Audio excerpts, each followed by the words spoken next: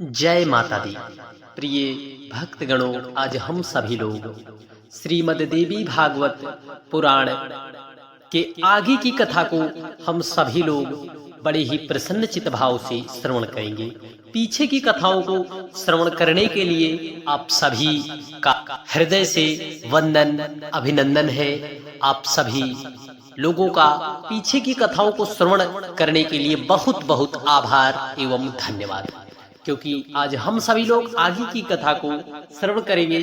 किस प्रकार वसुदेव जी भगवान श्री कृष्ण की चिंता में व्याकुल हो रहे थे कि सभी नगरवासी गए और सभी लोग वापस आ गए, परंतु मेरा पुत्र पता नहीं किस कारण से क्यों वापस नहीं आया। इसी प्रकार की चिंता को लेकर वसुदेव जी चिंतित थे। तभी दैव संयोग से नारद जी, ऋषियों में श्रेष्ठ ब्रह्म ऋषि नारद जी का आगमन होता है और नारद जी आते हैं से सारी घटना को वसुदेव जी एक एक करके बतलाने लगते हैं, जिससे उनके मन में अत्यधिक चिंता हो रही थी। तब नारद जी ने उन्हें एक विशेष मार्ग बताया। नारद जी बोले, हे यदुश्रेष्ठ, आप पुत्र की प्राप्ति के लिए अंबिका देवी की आराधना कीजिए।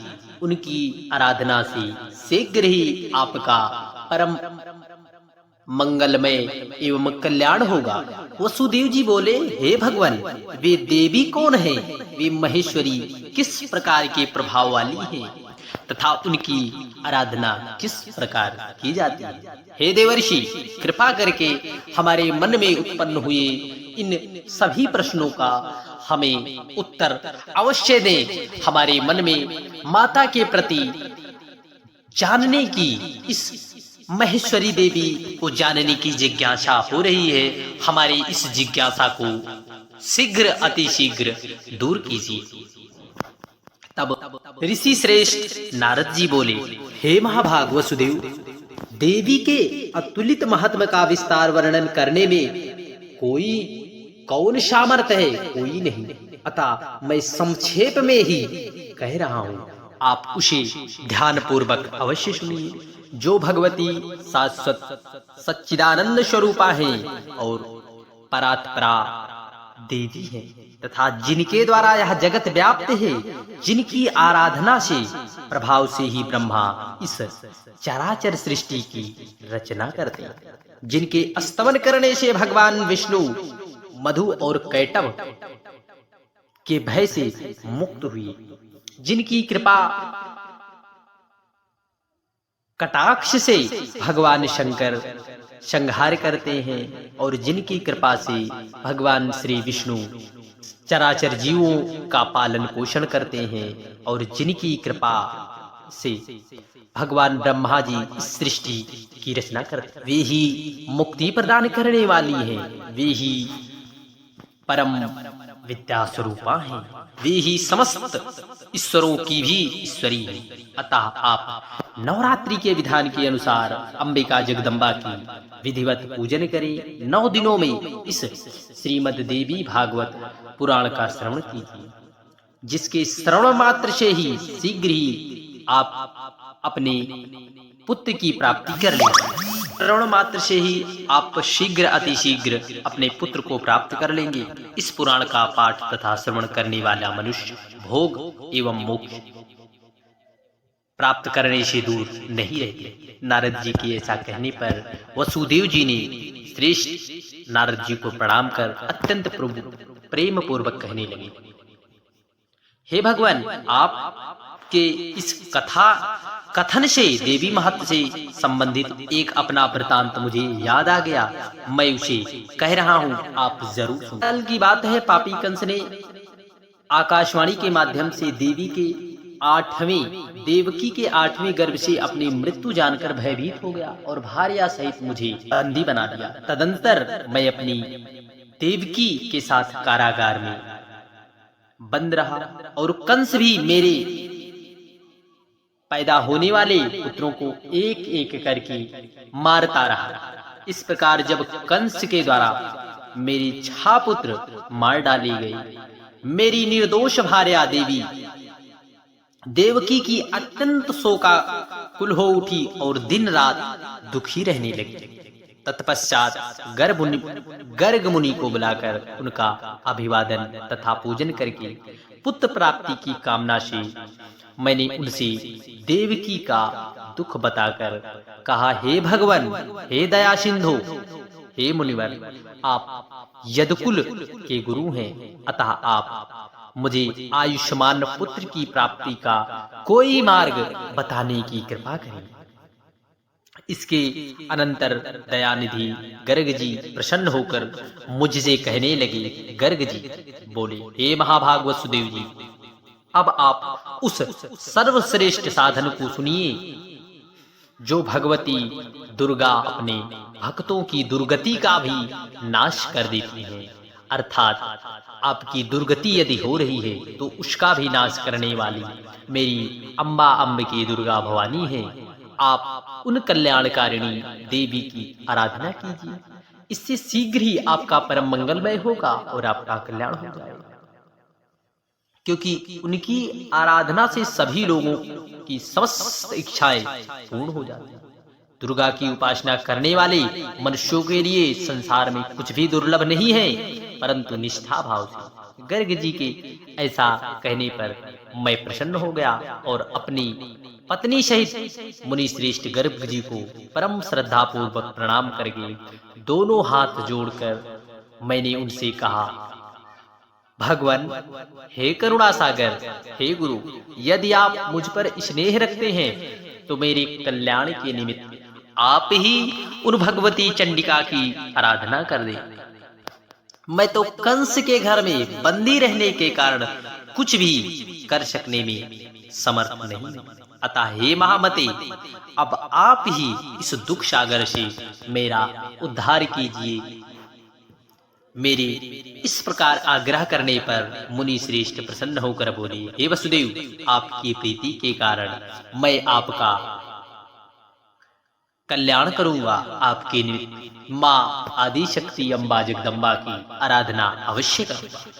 मेरी प्रार्थना के उपरांत गर्ग मुनि देवी भगवती की आराधना की इच्छा से ब्राह्मणों के साथ विंध्य पर्वत पर चले गए। वहां जाकर जप एवं पाठ से तत्पर रहते हुए गर्गाचार्य बाबा जगत की मातृ स्वरूपा भक्तों की कामनाओं को पूर्ण करने वाली भगवती की आराधना करने लगे। जब पूजन आदि अनुष्ठानों की समाप्ति के पश्चात आकाशवाणी हुई, हे मुने, मैं प्रसन्न हो गया, अतएव तुम्हारे कार्य की सिद्धि होगी। पृथ्वी के भार का नाश करने के लिए मुझसे प्रेरणा प्राप्त कर स्वयं भगवान विष्णु अपने अंश से वसुदेव की भार्या देवकी के गर्भ से अवतार ले। प्रिय भक्त वत्सल्य भगवान श्री कृष्ण की जय। कंस के भय से वसुदेव उस शिशु को लेकर शीघ्र ही गोकुल में नंद के घर पहुंचा देंगे और वहां यशोदा की कन्या को लाकर अपने घर में राजा कंस को दे देंगे। तब कंस उस कन्या को मारने के लिए पृथ्वी पर पटक देगा। तदंतर उसके हाथ से छूटकर मेरी अंशस्वरूपा वह कन्या तत्क्षण अलौकिक पर्वत पर चली जाएंगी और निरंतर जगत का कल्याण करेंगी। इस प्रकार उस आकाशवाणी को सुनकर गर्गाचार्य बाबा भगवती जगदम्बा को प्रणाम करके प्रसन्न मन से मथुरा पुरी आ गए। आचार्य गर्ग जी के मुख से महादेवी के वरदान की बात सुनकर मैं पत्नी सहित अत्यंत प्रसन्न हुआ और परम आनंद विभोर हो गया। तभी से मैं देवी के अच्युतम महत्व को जान रहा हूँ। हे देवर्षि, आज भी आपके मुखारविंद से मैंने वही देवी महत्व सुना है। अतः हे प्रभु, आप ही मुझे श्रीमद देवी भागवत सुनाइए। हे दयानिधि, मेरे सौभाग्य से ही आप यहाँ पधारे हुए। वसुदेव का प्रश्न सुनकर प्रसन्नता से नारद जी ने शुभ दिन एवं शुभ नक्षत्र में श्रीमद देवी भागवत कथा का आरंभ किया। कथा में आने वाली विघ्न बाधाओं के शमनार्थ ब्राह्मण देवी के नवाक्षर मंत्र का जप तथा मार्कंडेय पुराण में वर्णित देवी स्रोत का पाठ करने लगी। प्रथम स्कंद के आरंभ में वसुदेव जी देवर्षि नारद की मुख से निःसृत अमृत स्वरूप श्रीमद् भागवत पुराण का भक्ति पूर्व श्रवण करने लगी। 9वें दिन कथा समाप्ति होने पर महामनस्वी वसुदेव जी ने श्रीमद् देवी भागवत ग्रंथ तथा कथावाचक दोनों की प्रसन्नता पूर्वक पूजा की। उधर कंदरा में श्री कृष्ण तथा जामवन के बीच चल रहे युद्ध में भगवान श्री कृष्ण के मुष्टिक प्रहार से जामवन का शरीर शिथिल पड़ गया। उसी समय जामवन को पूर्व काल की घटनाएं याद आ गई और भगवान श्री कृष्ण को परम भक्ति के साथ प्रणाम कर उनसे अपने अपराध के लिए क्षमा मांगी। और श्री कृष्ण ने कहा, अब तुम्हें ज्ञात हो गया है कि श्री कृष्ण से कहा, अब मुझे ज्ञात हो गया है कि रघुश्रेष्ठ श्री राम ही हैं, जिनके भयंकर कोप से सागर तथा लंका नगरी दोनों क्षुब्ध हो गए और रावण अपने बंधु बांधव सहित मारा गया। हे श्री कृष्ण, वे राम आप ही हैं, अतः हमारी इस दृष्टता को क्षमा करें। मैं आपका सर्वदा सेवक हूँ, अतएव मेरे योग्य जो भी कार्य हो उसके लिए मुझे आदेश दीजिए। जामवन के वचन सुनकर जगतपति श्री कृष्ण बोले, ऋक्षराज, मणि प्राप्त करने के लिए हम लोग कंदरा में आए हुए हैं। तत्पश्चात ऋक्षराज ने श्री कृष्ण की विधिवत पूजा करके शांतक मणि तथा अपनी पुत्री जामवंती का विवाह प्रसन्नता पूर्वक कर दिया और भगवान श्री कृष्ण ने जामवती को पत्नी के रूप में अंगीकार कर गले में शांतक मणि धारण कर लिया और ऋक्षराज से विदा ले द्वारकापुरी के लिए प्रस्थान किया। उधर द्वारका में उदार हृदय वसुदेव जी ने श्रीमद् देवी भागवत कथा की समाप्ति के दिन ब्राह्मणों को भोजन कराया तथा नाना विधि दक्षिणा से संतुष्ट किया। जिस समय वे ब्राह्मण वसुदेव को आशीर्वचन प्रदान कर रहे थे, उसी समय भगवान श्री कृष्ण मणि धारण किए हुए पत्नी जामवंती के साथ वहां आए।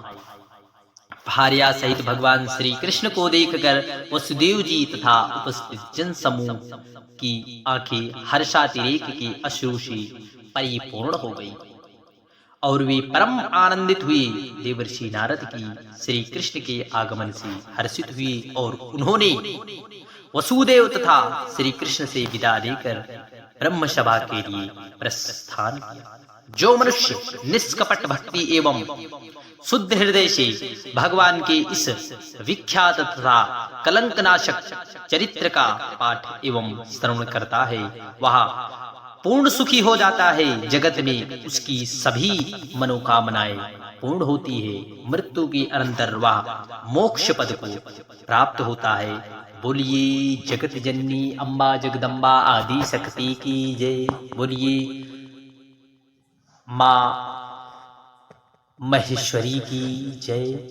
बोलिए देवी भागवत महापुराण की जय। बोलिए भगवान श्री कृष्ण चंद्र की जय। जय श्री कृष्ण। राधे राधे।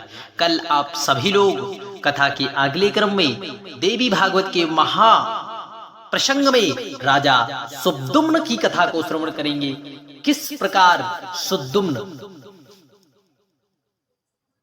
एक पुत्र से कन्या के स्वरूप में बदल गया और कन्या के स्वरूप से पुनः पुत्र रूप में परिणित हुआ और फिर किस प्रकार उस वन में जाने पर, जिस वन में भगवान महादेव जी जो है हिमालय के वन में रहते थे और उनकी लीलाओं को देखने के लिए ऋषि लोग गए थे और महादेव के श्राप से उस वन में जो भी मनुष्य जाता था उस वन में स्त्री का रूप धारण कर लेता था। और सुद्दुम्न किस प्रकार स्त्री का रूप धारण किया, किस प्रकार से उसे बुद्ध इला नामक पुत्र की प्राप्ति होती है, इन सब की कथाओं को हम सभी लोग श्रवण करने वाले हैं आगे की कथा में। जय श्री कृष्ण। राधे राधे।